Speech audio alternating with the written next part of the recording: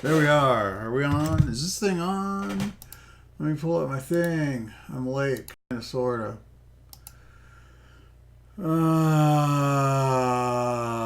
But that's okay. Let me mute my TV.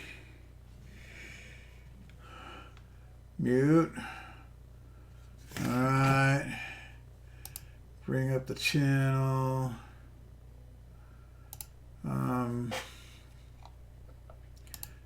Change the name.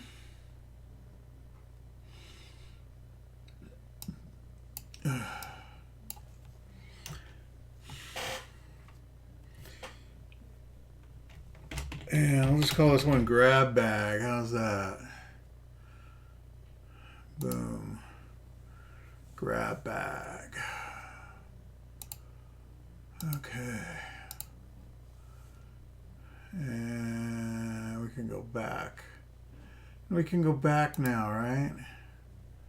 Of course not. You can't go back because it's YouTube and they put you in this loop where you don't know where you're at.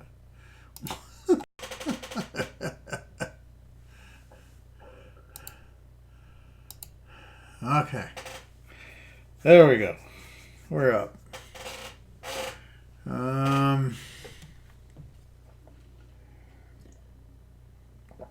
I have nothing prepared. We're expecting weather, so we put the mud and snow tires on the car and all that. Luckily, my oldest son is a really good tire tech. Yo, Jeffrey! And so he did most of the work while I watched. No. But it's one of those things where it's like, yeah, you can pay somebody to do it, but you know what? We got plenty of time. We got more time than money right now, especially not having an income coming in. So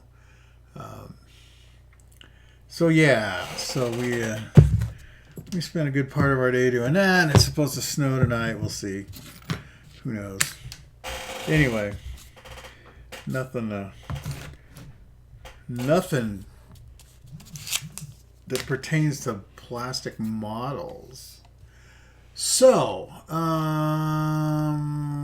are we here? So I finished the Sherman. You might have saw the post on Facebook that I finished the Sherman. That's all done. Yes. Just want you to know they're flying Zane to Denver. They're flying Zane to Denver. Uh-oh. Okay, thank you. It's been a heck of a day. So my wife's a teacher, and she's teaching kindergarten this year. And she just found out one of her students' dads was flown to Denver. Now we're over by Utah, so the dad was flown to Denver because his aorta exploded, basically. I forget what the medical term is, but your aorta hemorrhages, and basically they have to fix it really quick, or you die. So, and then if that wasn't enough, she was just that what she was just telling me now is a friend of ours whose son is the same age as my youngest, so he's 15, is a type 1 diabetic, and they took him to the hospital, and now they're flying him to Denver.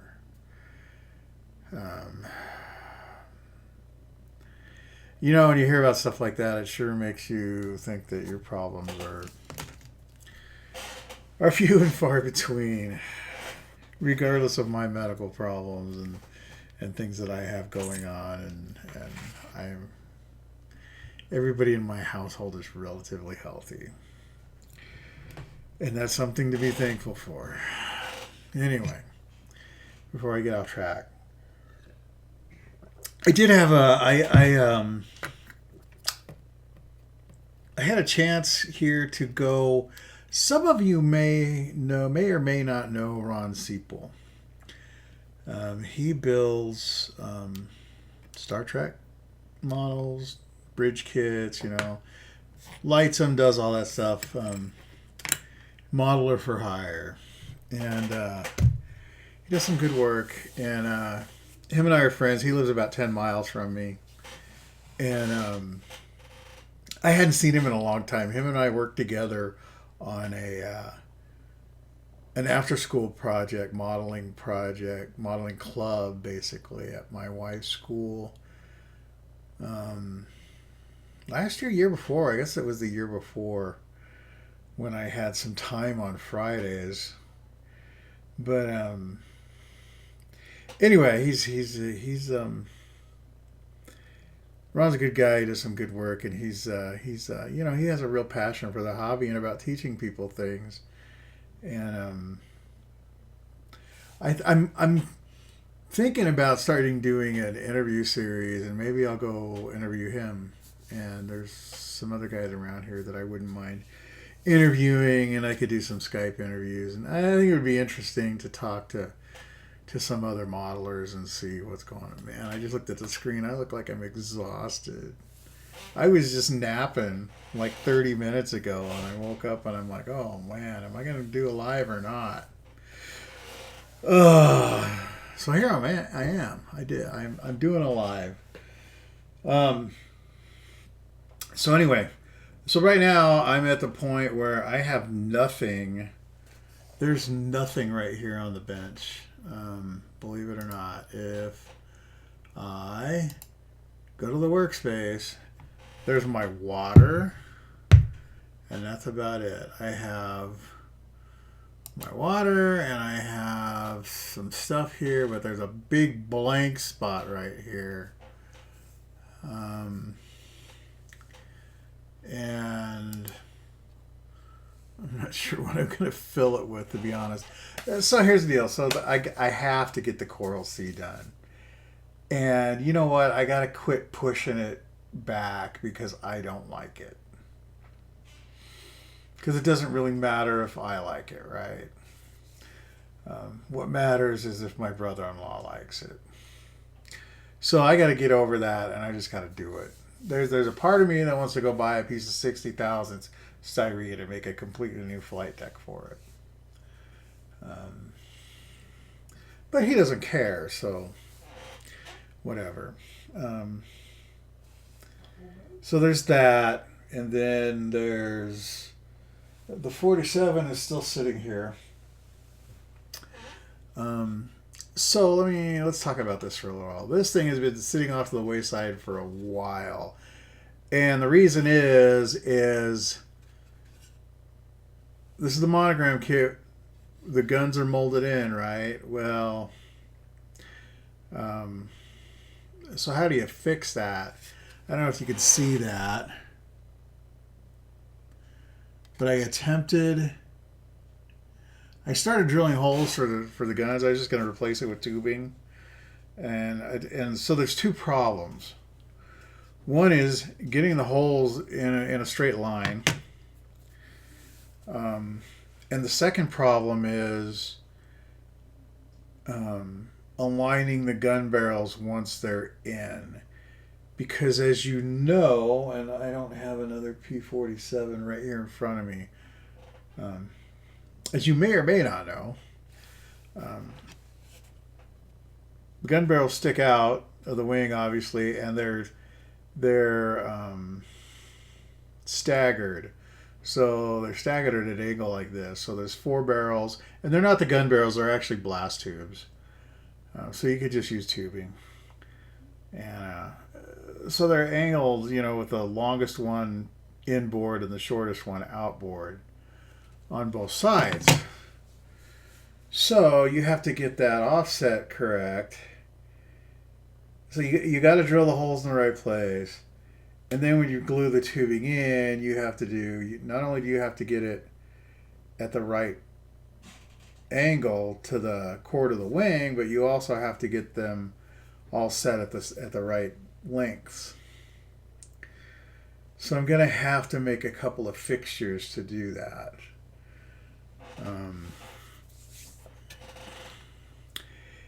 And well, I don't have to, but I have a few of these kits to build. And this is a good kit, and you can buy these things for $3 to $5 all day long at a show. This is the perfectly good P-47 kit. There's nothing wrong with it. The cockpit kind of sucks, but other than that, it's a pretty good kit.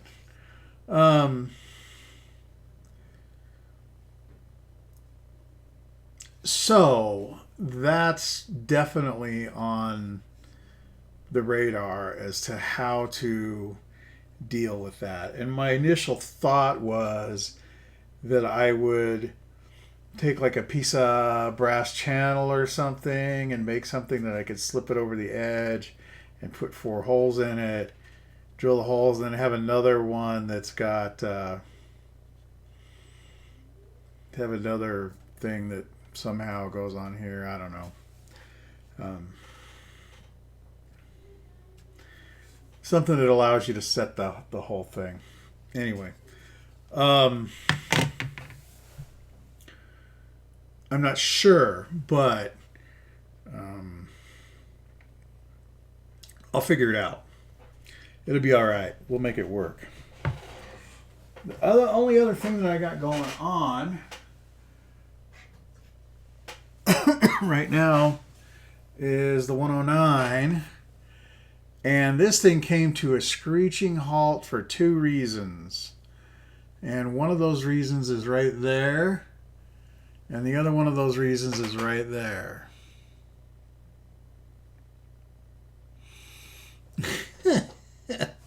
And that one goes down below into the 65 or the 78 or whatever that is. So what happened is, best I can tell, is the thinner I was using to remove the Tamiya panel line accent color. So I painted this with Model Master enamels, and then I gloss coated it with Future with a brush. I brush the Future on. I don't airbrush it. So I put the Future on with a brush, and then I put the panel line accent color. But I think where I screwed up is I used this to remove the panel line wash rather than something like Turpenoid or something, which I have in the old shop. So I think that's what I did wrong. So hey, if you want to verify that I'm an idiot and let me know that that's what I did wrong, please do. Right? It's okay. You can call me an idiot. Jim, you're an idiot. Why'd you do that? I do it all the time.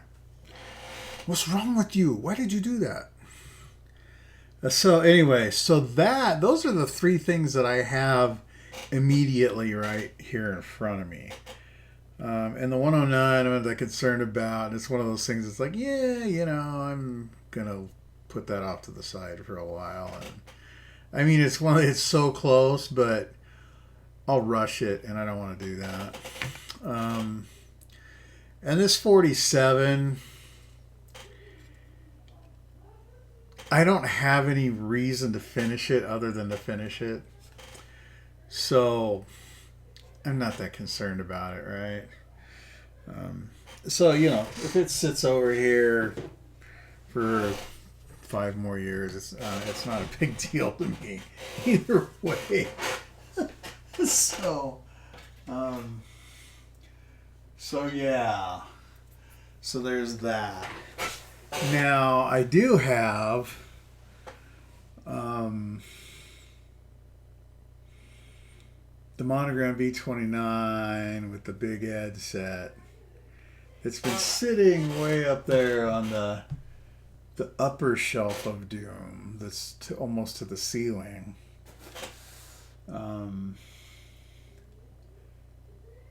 That needs to get finished. And so there's a couple of things stopping me with that. I ran into some,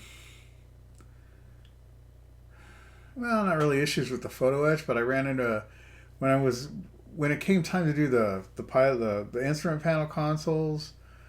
On a B29 is a freestanding console, and then the rudder pedals hang beneath from a pivot. And there's nothing included in the PE set for the pivot. They just want to use some like brass stock or something. And I didn't have any at the time. All I had was some flimsy stuff that wasn't going to work. So there was that. And then I got excuse me. And then I got, sidetracked with the engineer station with all the throttle levers and stuff of how to do those. I wasn't happy with the PE ones, so I didn't install them. So now I need to install, and those went in from the back of the panel. So now I need to put something in from the front. My initial thought was, I'll use pins, like sewing pins or whatever, but the heads on those things are way too big. So that's not going to work. So I'm not sure how I'm going to solve that. But then the real big issue with the thing is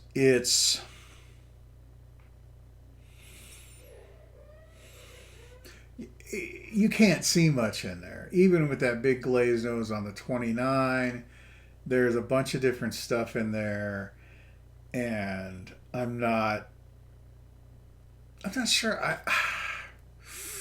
How do you display the thing? I'm thinking about doing it as a cutaway. And if I do it as a cutaway, I have to think about how I'm going to do that exactly. And not only that, but my thought was originally when I started it, I was going to do a Cold War RB13. Is that what they're? Anyway, there was a B29, RB29 or RB13 that was shot down by a MiG-15 in the 50s, late 40s? Anyway, I don't remember. But that whole early Cold War era with the spy flights and stuff and whatnot before Powers got shot down. Well, even after, but before Powers got shot down is pretty interesting stuff, in my estimation. I mean that's there was some ballsy stuff going on. I mean, just basically overflying the Soviet Union and just going neener, neener, neener. You can't touch us, and we're taking your picture. Is pretty gutsy. But anyway,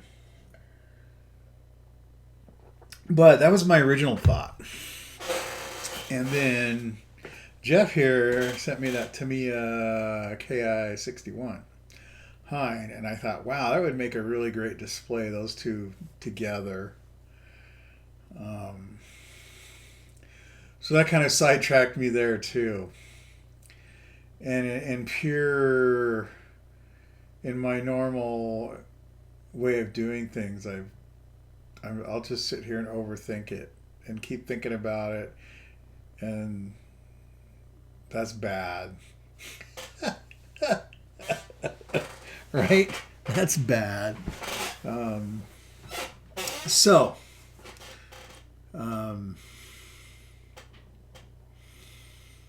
yeah, that's why sometimes you see a whiskey bottle on my desk, because a couple of shots of that, and it's easy to make decisions. Just go with it. Just it'll be fine. But I mean, seriously, it's a for me, it's kind of a thing, because I'm probably never going to build another one. If I do build another one, I'm sure not going to do all that photo etch. So, it's just it is what it is. So that's where I'm at right now. with that. But moving on to something else.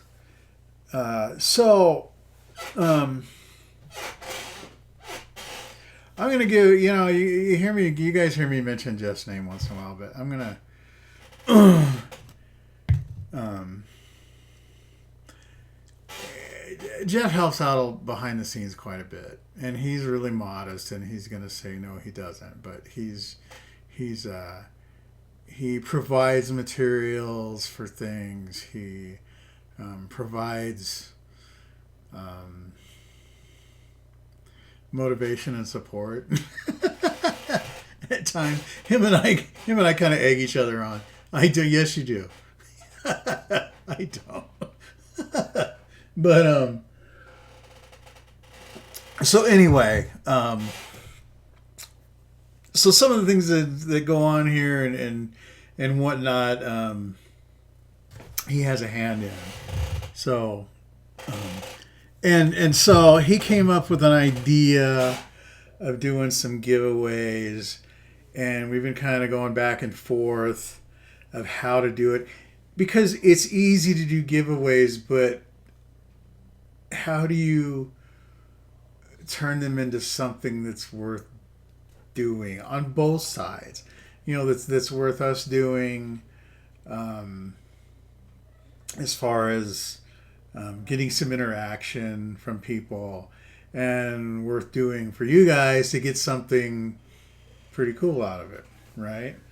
Now that said, don't think we're going to be giving away like the new HK 148 B17G or something like that, because if I get one of those, I'm keeping it.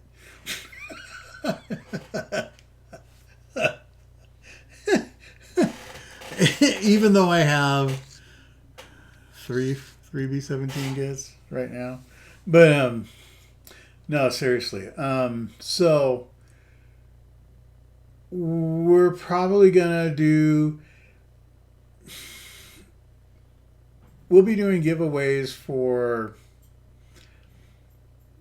a while, and maybe for a long while. I don't know. And a lot of them will be, I'm not going to say a lot of them, but there'll be new sealed kits. There'll be new kits, may not be sealed, that I pulled from my stash, or I've purchased secondhand or whatever. But it's always going to be something cool. There's a very good possibility, well, cool is subjective, right? So chances are on this channel you're going to get something, vintage, monogram, maybe some old Revell. We'll throw some Tamiya in. Who knows? So John's sneaking by. Thanks for the help today, John. Yeah, no problem. Man, I want to talk about. You need anything? I'm sorry, what? I'm going to Delta. Do you need anything? A bag of money. Well, I can't help you there. You want some Taco Bell? No. Oh,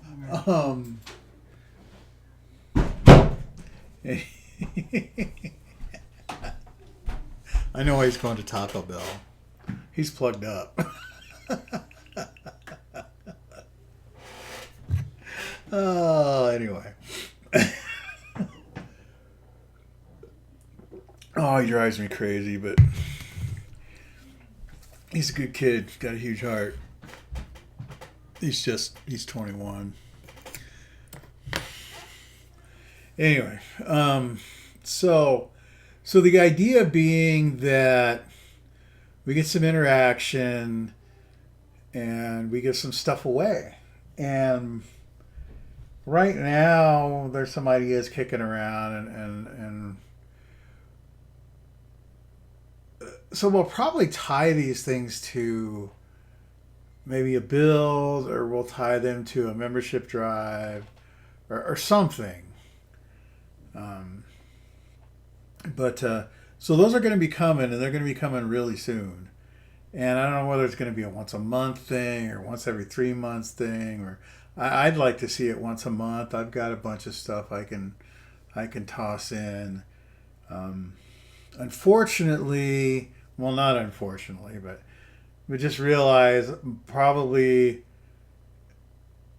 almost everything that we'll have to give away will be probably military, probably aircraft, and probably World War II.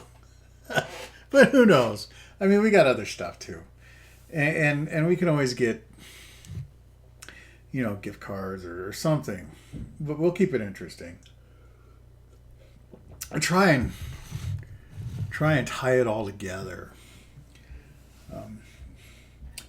Something that's interesting, that one of the Facebook groups that I'm on now that I'm thinking about it, the prize for their group builds is a kit for the next group build.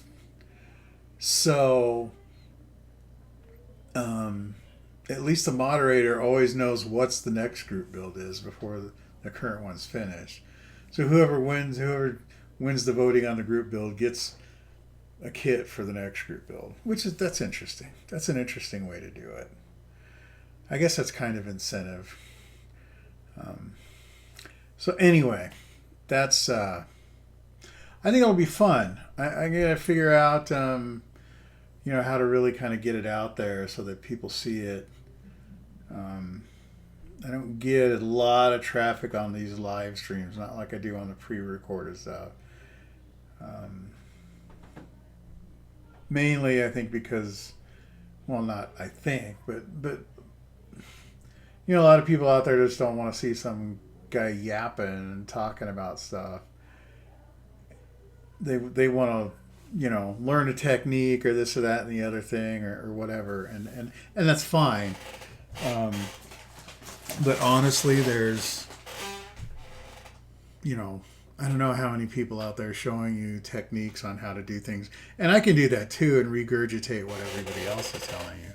But I'd rather just, that's why I'd rather just be the philosophy guy, the guy that's just talking about this is cool and this is why we do it and this is what we like and all of that stuff. What was that song? We like the cars that go boom. Oh my gosh. Never mind. Don't go there.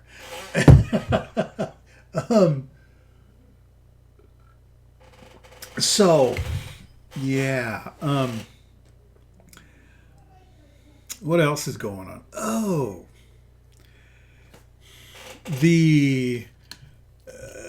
So you'd probably have to be in a cave or something if you didn't see the flap about the tester's paint line and stuff. And there's obviously a lot of confusion. I will tell you that apparently there's a bunch of loud people upstairs. So what I read. First of all, there's people saying that the memo was fake, and that Rust-Oleum / testers was saying that it was fake. Their customer service department or whatever. That's not what I got out of the whole thing. They didn't say it was fake. They said that they weren't discontinuing the paint line in the Monomaster paint line in the UK or no, in the US and Canada. They didn't say that letter, that original memo was fake. The one that says, "Oh, you EU people need to get your last order in by the end of October because that's it. You're not getting any more because we're not dealing with all your paperwork." And if you've ever done business with the EU and shipped product to the EU and as a manufacturer or anything, you know what they're talking about. It's a pain in the butt.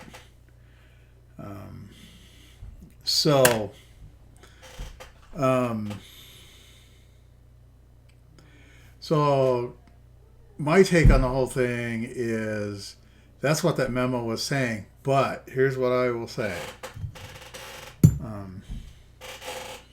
and any of you that have any experience dealing with product lines and manufacturers and stuff are welcome to chime in on this. But it has been my experience that when cutbacks like this start happening, it's just a matter of time. It's just a matter of time until the whole product line goes away. So I would hang on, I'm just grabbing this thing here. So I would not be surprised to see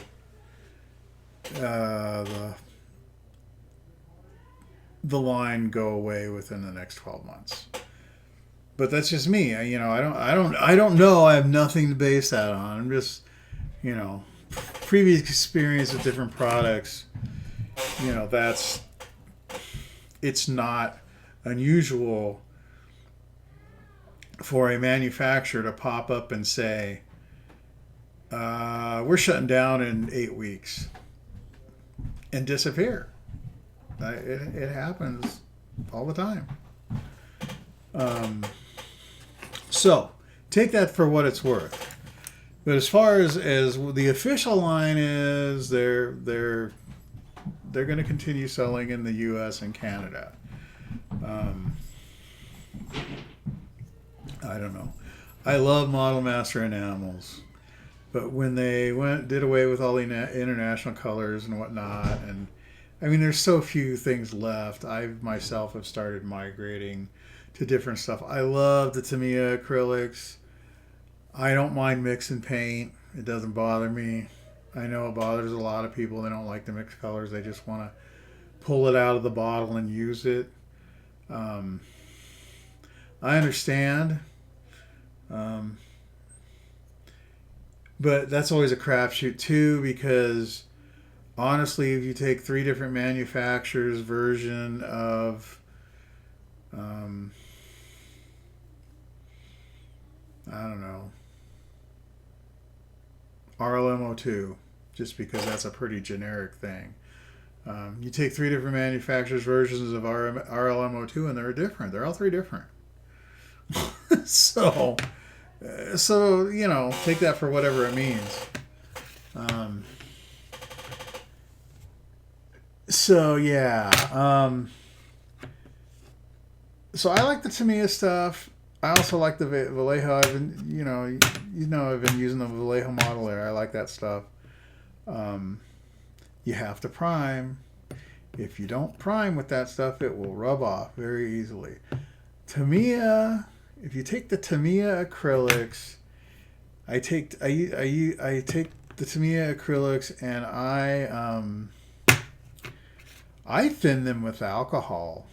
I have been for a long time. I do have the leveling thinner now, but I haven't tried it yet. But the Tamiya acrylics will stick fine. You thin it with alcohol, it sticks fine. No problem at all. So, if you don't mind mixing, it's good stuff. And it's cheap.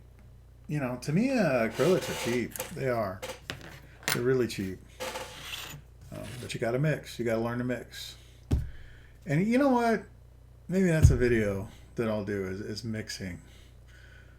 We'll mix some stuff. That'd be a good video. From primary colors. It'll be fascinating. And it'd be a waste of time because nobody will do it anyway. Right.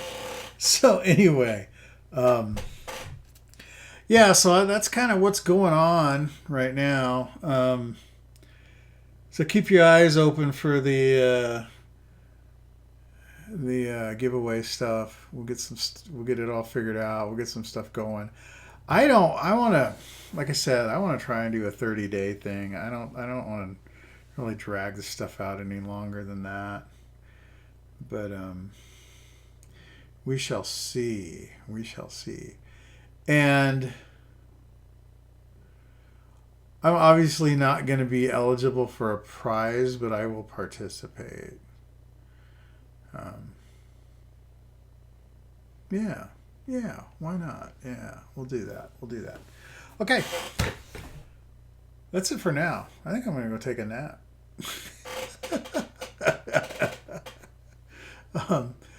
So, hey, take care of the people you love, and we'll see you next time. Bye now.